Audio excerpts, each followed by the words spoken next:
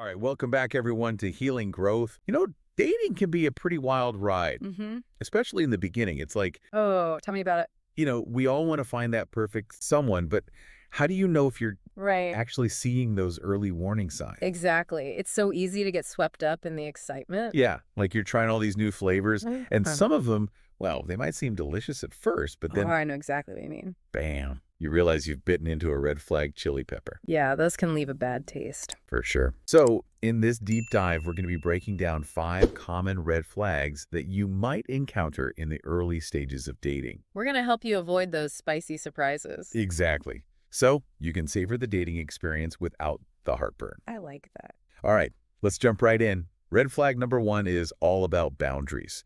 Like, it sounds simple enough, but it can be tricky in practice. Yeah, boundaries are essential, right? They're like the foundation of any healthy relationship. Having boundaries shows that you respect yourself and it invites the other person to respect you too. That makes total sense. So, what are some early warning signs when it comes to boundaries? What should people be looking out for? Okay, well, have you ever felt pressured to do something you weren't comfortable with, like maybe going too fast physically or sharing personal information before you were ready? Oh, yeah, definitely. Or maybe you've asked for space, but the other person keeps calling or texting constantly, ignoring your need for a little time to yourself. Yeah, those are all major red flags. Totally. And it's crucial to remember that respecting boundaries is about respecting you as a person. If someone isn't willing to honor those boundaries early on, that's a pretty clear sign that they might not be the right fit. Okay, so moving on to red flag number 2, inconsistent communication. We've all been there, right? 1 minute they're texting you nonstop, and then suddenly radio silence. Yes, the dreaded ghosting. It's so frustrating. And not only is it annoying, but it can also really mess with your head. Absolutely. Inconsistent communication can leave you feeling super anxious, uncertain, and unimportant. It makes you wonder where you stand and if they're actually interested. I've totally been there. Yeah. Like, am I overthinking this, or are they just not that into me? Right. And the source material we have really emphasizes that clear, consistent communication is the bedrock of any solid relationship. It's how you build trust and emotional intimacy. If someone is playing these disappearing acts early on, it's definitely a sign to pay attention to. Totally agree.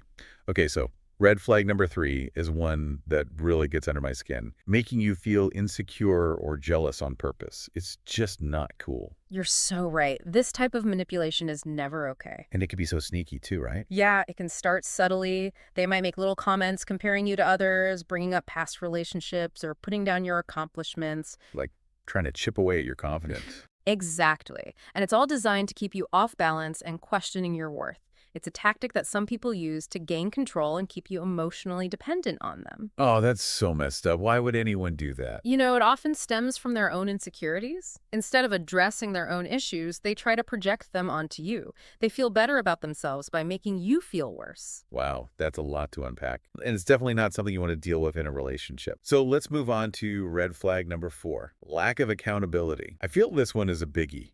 It is. Accountability is huge in any relationship. It shows maturity, respect, and a willingness to learn and grow. So what are some examples of a lack of accountability in dating? Well, think about it this way. Have you ever dated someone who was always shifting blame, making excuses, or refusing to acknowledge when they messed up? Like it's always someone else's fault, right? Yep. They might blame their ex, their boss, their childhood, traffic, the weather, literally anything to avoid taking responsibility for their actions. It's so exhausting. It is. And it creates a toxic dynamic in the relationship because trust and respect erode over time. When someone constantly refuses to own up to their mistakes, it sends the message that their feelings and needs are more important than their partner's. Okay, that makes sense. What? Let's move on to our final red flag for today. And this one can be really concerning. Overly controlling or possessive behavior. This one is a serious red flag. It can start subtly, but can quickly escalate into something harmful. So how does this usually start? What are some early warning signs? Well, it can be disguised as care or concern at first.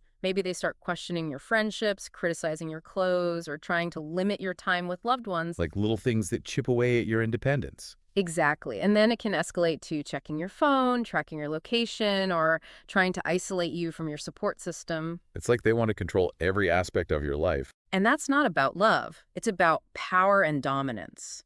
A healthy relationship is based on mutual respect, trust, and the freedom to be yourself. If someone is trying to control your every move, it's a major red flag that should not be ignored. So we've covered a lot today, But I think it's really important to remember that healthy relationships are built on a foundation of respect, trust, open communication, and a willingness to be accountable for your actions. Right. Absolutely. And as you navigate the dating world, remember that you deserve to be with someone who treats you well, honors your boundaries, and makes you feel safe and loved. And as you move forward, think back on your past experiences. Mm. Have you encountered any of these red flags before? What did you learn from those situations? And how can those lessons help you make healthier choices in the future?